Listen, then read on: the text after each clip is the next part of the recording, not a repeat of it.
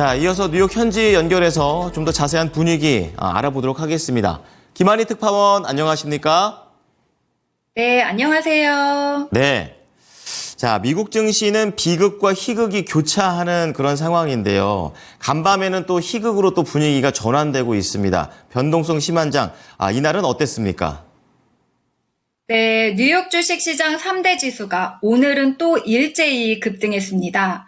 미국의 지난주 신규 실업수당 신청자 수가 시장 예상보다 큰 폭으로 감소한 게 주가 급등의 방아쇠가 됐는데요. 미국 경기 침체 우려가 실제보다 과장됐다는 인식이 확산되면서 기술주를 중심으로 주식시장이 큰 폭으로 뛰었습니다. 뉴욕 증권거래소에서 다우존스 30 산업평균 지수는 전거래일 대비 1.76% 오른 39,446.49의 거래를 마쳤고요. S&P 500 지수도 2.3% 상승한 5,319.31을, 나스닥 지수는 2.87% 급등한 16,660.02의 거래를 마쳤습니다.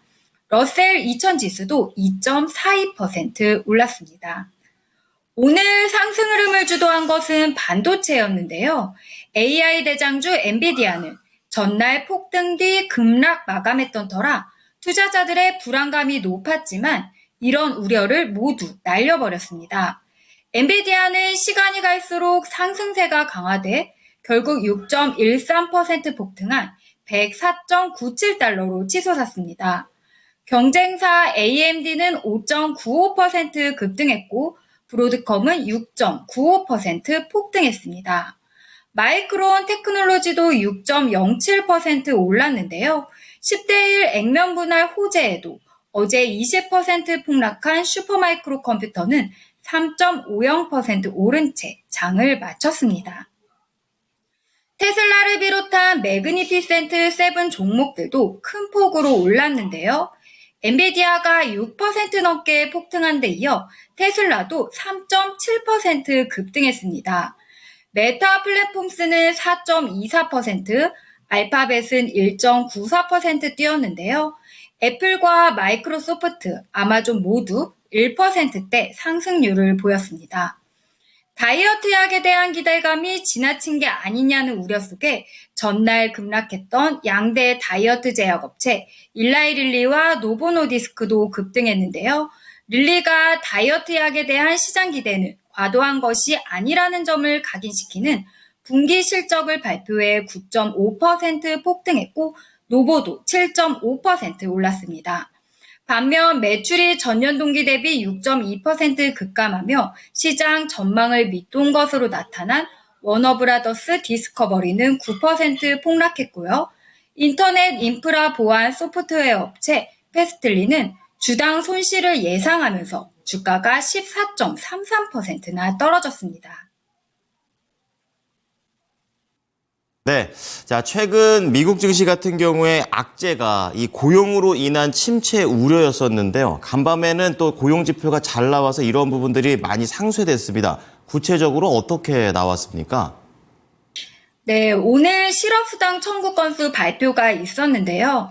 최근 고용 침체 우려가 워낙 컸다 보니 시장의 관심은 그 어느 때보다 높았습니다. 결과는 지난주 신규 실업수당 청구 건수가 크게 감소하면서 투심을 자극했는데요. 미국 노동부에 따르면 지난주 신규 실업수당 청구 건수는 23만 3천 건으로 집계돼 전문가 예상치와 직전주 수정치를 모두 밑돌았습니다. 특히 직전주 대비로는 1만 7천 건 줄었는데 이는 1년 만에 가장 큰 감소폭입니다. 지난주 금요일 7월 고용보고서 발표 후 급속히 번졌던 노동시장 냉각 우려는 실업수당 청구 건수 발표 후 일부 완화된 건데요. 시장에서는 향후 고용시장 흐름과 관련해 완만한 둔화와 급속한 냉각 전망이 엇갈리는 상황입니다. BMO 캐피털 마켓의 이안 링게는 신규 실업수당 청구 건수의 감소폭이 예상보다 컸고 지난주 7월 고용보고서 쇼크에도 불구하고 미국의 고용시장이 여전히 견고한 기반을 유지하고 있다는 것으로 해석되고 있다고 평가했습니다. 인디펜던트 어드바이저 얼라이언스의 크리스 자카렐리도 경기 침체가 이미 시작되었다고 믿기 어렵다. 신중을 기하고 있지만 이달 초에 시작된 공황은 과장된 것 같다고 평가했습니다. 반면 블룸버그 이코노믹스의 엘리자 앵커는 경기가 완화되면서 해고가 확대되고 있다고 생각한다면서 우리의 기본 예측은 실업률이 10월 4.5%까지 상승하리라는 것이라고 말했습니다. 실업률은 6월에 4.1%에서 지난달 4.3%까지 올랐었죠. 하지만 경기 악화 우려가 잦아들면서 시장에 반영된 미국 연준이 큰 폭의 금리 인하를 단행할 기대도 낮아졌습니다. 패드워치에 따르면 금리 선물 시장 참가자들은 연준이 9월 0.5%포인트의 금리 인하를 단행할 가능성을 실업수당 청구 지표 발표 전 69%에서 56.5%로 낮췄습니다. 금리를 대폭 인하해야 할 만큼 경제가 나쁘지 않을 수 있다고 보는 트레이더들이 전날보다 더 늘었다는 의미죠. 톰 바킨 리치몬드 연은 총재는 4.3%의 실업률, 인플레이션 2.5%인 것은 일종의 정상 상태의 수준에 가까워지고 있는 것이라면서 현재 경제 방향이 침체가 아닌 정상화 수순이라고 진단하기도 했습니다. 주춤한 일본 엔화 강세도 엔캐리 트레이드 청산에 대한 공포를 식혔는데요. 이날 달러엔 환율은 우치다 시니치 일본은행 부총재가 단기 내 추가 금리 인상 가능성을 일축하면서 상승했습니다. 다만 시장이 안도 랠리를 계속할지는 미지수입니다. 앞으로 나올 데이터 하나하나에 민감하게 반응하면서 변동성은 더욱 커질 수 있는데요.